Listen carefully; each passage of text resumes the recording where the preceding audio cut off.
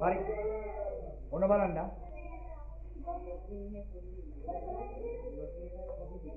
මෙන්න මේ අවස්ථාවේ ඔන්න ඉන්නවා රොබෝ ඉන්නවා. හරි. රොබෝ ඔන්න බලන්න බලය යොදද්දී නිව්ටන් ගානක් පෙන්නනව නේද මේ යටි? නේ? ඒ කියන්නේ බලයට විශාලත්වයක් තියනවද නැද්ද? තියනවද උඩ බලන්න වැඩි කරන්න පුළුවන් නේ. 150යි 200යි 250යි 300යි බිම හරි බලය වැඩි වුණා. හරි. රොබෝ අයින් වුණ ගමන් බලය බිඳුව වුණා දැක්කද? ඒ කියන්නේ මෙතන බලයේ විශාලත්වයක් තියනවද නැද්ද? තියෙනවා. දැන් මොන බලන්න. අර දැම්ම බලය කලින් තිබ්බේ ඉන්න යනවා ඒක එහෙමම. දැන් මොන බලන්න. දැන් රොබෝ මෙහෙට බලය දැම්මොත් යන්නේ මේ පැත්තටනේ. බලය යොදන දිශාවට තමයි වස්තුව චලනය වෙන්නේ. මේ පැත්තට බලය දැම්මොත් මොකද වෙන්නේ? මෙහෙට බලය දැම්මොත් ටික වෙලාවකින් මොකද වෙන්නේ? මේ පැත්තට චලනය වෙනවා. ඒ කියන්නේ බලයට විශාලත්වයක් තියනවද නැද්ද? දැන් කතා කරපෙකින් දිශාවක් තියනවද නැද්ද? දෙකම තියෙනවානේ. විශාලත්වය සහ දිශාවක් කියන දෙකම තියෙනවා. ඒ හින්දා බලය කියන්නේ මොකද්ද? දෛශික රාශිය. මොකද්ද? දෛශික රාශිය. හරිද? ක්ලියර්ද? හරි. නිකන් කරලා බලන්න ඉතින් වැඩ තියෙනවනේ ආ. දැන් රොබෝට් තල්ලු කරන්න ලේසිද අමාරුද? දැන් ටික අමාරුයිනේ. දැන් එක අපිට එක දැන් දෙන්නෙක් ඉන්නවනේ එකෙක්ම දිවට දෙන්නෙක් ඉන්නවා. දැන් වැඩි ටිකක් අමාරුයි. මේකේ ඉගෙනගත්ත දේ කියන්න මට මෙන්න මේ කලින් කතාවේ. මේකේ ඉගෙනගත්ත දේ මොකද්ද? මේකේ. බලයට තියෙනවා මොකද්ද? දිශාවක් තියෙනවා. ඒ වගේ මොකක්ද තියෙන්නේ? විශාලත්වයක් තියෙනවා. මේක මේ පැත්ත මාරු කරොත් එහෙනම් මොකද වෙන්නේ? වස්තුව චලනය වෙන පැත්ත මාරු වෙනවා. ඒ කියන්නේ දිශාව මාරු වෙනවා. එහෙනම් බලයේ දෛශිකයක් කියන්න පුළුවන් නේද මේ ක්‍රියාකාරකම? පැහැදිලිද කිව්වක නැද්ද? ඒක ඔළුවට ගියානේ. දැන් ඊළඟට එන්න යන්නේ අපි වෙන වැඩකට. මොකක්ද ඒක කියලා බලමු.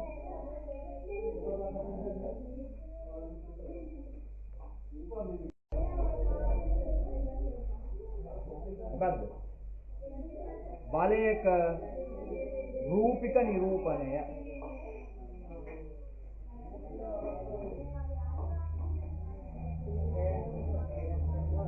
ඔය මාතෘකාවලිය බලයක රූපික නිරූපණය. අද පොඩ්ඩක් අර සැර වැඩි හින්දා පොඩි අපහසුතාවයක් තියෙනවා. නේ? ඉවස ගන්නම බැරි අපහසුතාවයක් තියෙනවා නම් නිදිමතක් වගේ එනවා නම් ඉවස ගන්න බැරි පොඩි අතාලලා ගිය තුනම හරියට. ඔන්න පොඩි දිරවල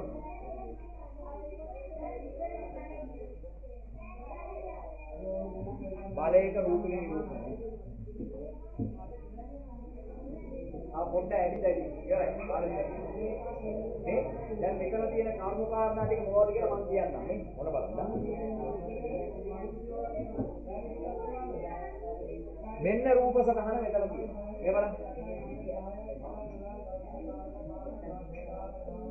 දැන් මේ එක්ස්ලී කුට්ටිය මත මොකක්ද?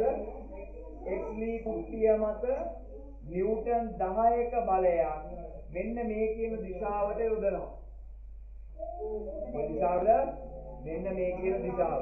ඒකට නොපෙනිය යනවා. හරි. නොපෙනිය ගියාට කමක් නැහැ. දැන් අපි ඒක ඇඳගමු. මාතෘකාව ලියවන්නේ බලයක රූපී නිරූපණය කියලා.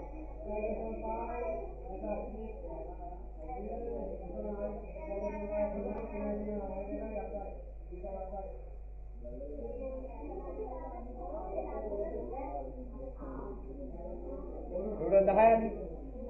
ඔව් ඒක. දැන් මෙතනදී අපි බලය යොදන දිශාව පෙන්වන්න තමයි මොකද්ද? සරල රේඛා ඛණ්ඩයයි ඊහිසයි පාවිච්චි කරන්නේ. දිශාව පෙන්වන්නේ මොකෙන්ද එහෙනම්? ඊහිසකින් තමයි පෙන්වන්නේ. මේ රේඛා ඛණ්ඩයේ දිගෙන් පෙන්වන්නේ මොකද්ද? බලයේ විශාලත්වය. ඔන්න දිශාව පෙන්වන්න ඊහිස. රේඛා ඛණ්ඩයේ බලයේ විශාලත්වය පෙන්වන්නේ රේඛා ඛණ්ඩයේ දිගේ. ඒ කියන්නේ සල් රේඛාවේ දිගේ.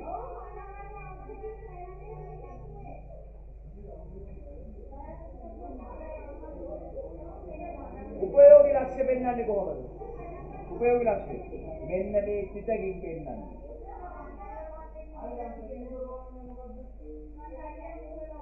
උපයෝගී ලක්ෂ්‍ය පෙන්වන්නේ කොහොමද? සිතකින්.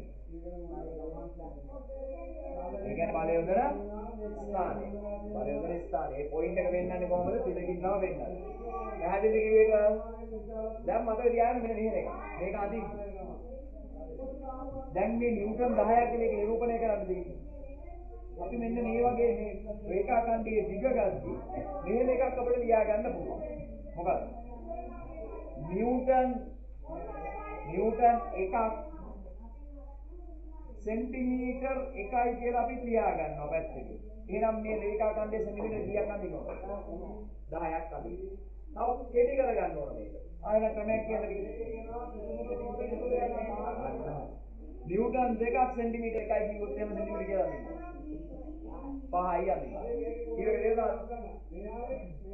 තවත් මට ෆොටෝ කරගන්න ඕන මට හම්බෙන්නේ. එහෙනම් මේක කියන්න බලන්න.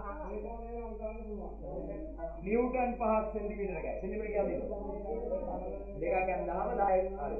මේකත් පැත්තකින් ලියන එක වඩා හොඳයි. දැන් පොතේ ලිය ගැන වැඩි සඳහනක් නැහැ. නමුත් මේ වගේ මේ තමන්ගේ පරිමාණය ලියන එක වැදගත්. දැන් මේ රූප සතහන ඇඳලා දිශාමුකින්ද වෙන්නන්නේ ඊනිසේ. විශාලත්වයේ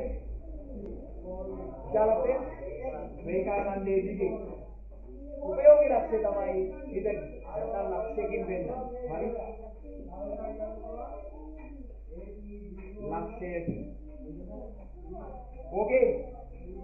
පොඩි තේරුණාද? අවුලක් නැද්ද? අදුගේ ඩබල් ඩයමන්ඩ් එක ප්‍රශ්නයක් දෙනවා මේකෙන් පස්සේ. මේක අඳගන්න.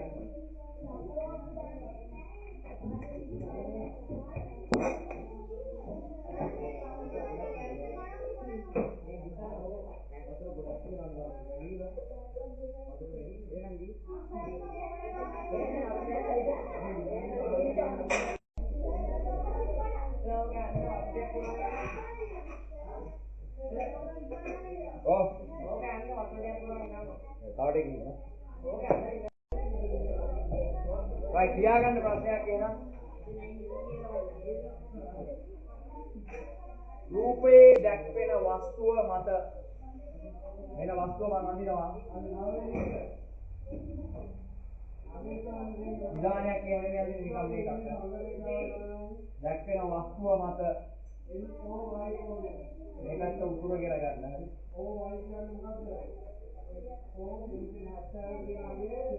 දකුණු දිශාවට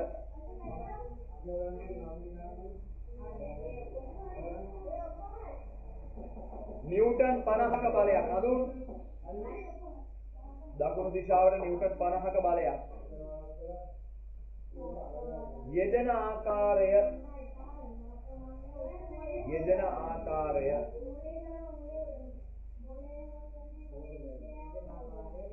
රූපිකව නිරූපණය කරන්න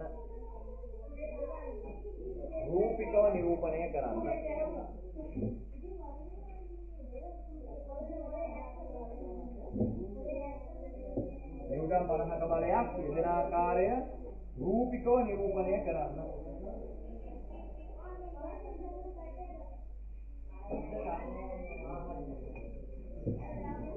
ඩබල් ඩයමන්ඩ් හම්බ වෙනවා ඔකට.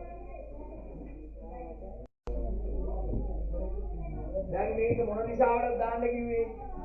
දකුණු දිශාවට. එහෙනම් මේකේ උපයෝගී ලක්ෂ්‍ය දීපගුලි. මේ ලක්ෂ්‍ය පැහැදිලිව කියන්න.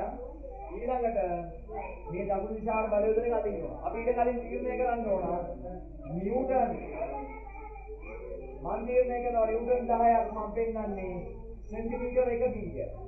එහෙනම් මම මෙතන ඉඳන් සෙන්ටිමීටර කීයක රේඛාවද අදින්නේ? 5ක.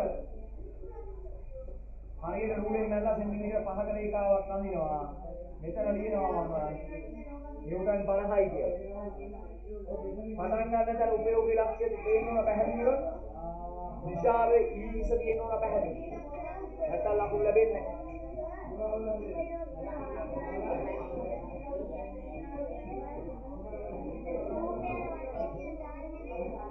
ඒක බලය යොදන ස්ථානේ. ඒක මෙතන වෙන්න පුළුවන්. මෙතන වෙන්න පුළුවන්. මෙතන වෙන්නත් පුළුවන්. මම නිශ්චිත තරක් කියලා නැහැ. මම කිව්වේ මොකක්ද? දකුණු දිශාවට බලය යොදන එකක් අඳින්න කියලානේ. එතකොට හැබැයි බලය යොදන පටන් ගන්න තැන පිටකින් පටන් ගන්නවා. ඒක මෙතන වෙන්නත් පුළුවන් හරි. මේ මුල්ල වෙන්නත් පුළුවන්. ඒක ප්‍රශ්නයක් නෑ මම ස්ථානයේ කිව්වේ නැති නිසා. සාමාන්‍යයෙන් ඉතින් අපි බැලන්ස් වෙන්න මැද්දෙන් අදිනවා මේක. බලය යොදද්දී මේ වගේ තැන මැද්දෙන් අදින්න ඕන මේක. වැඩි පහසු වෙන්නේ. පැහැදිලිද කතාව? right. පිටු අංකය 57. 57 පිටුවේ තියෙන මෙන්න මේ උඩ තියෙන රූප සටහන. මෙන්න මේ රූප සටහන බලන්න. ඒ කියන්නේ 4:11 රූප සටහන. simple A simple B කියලා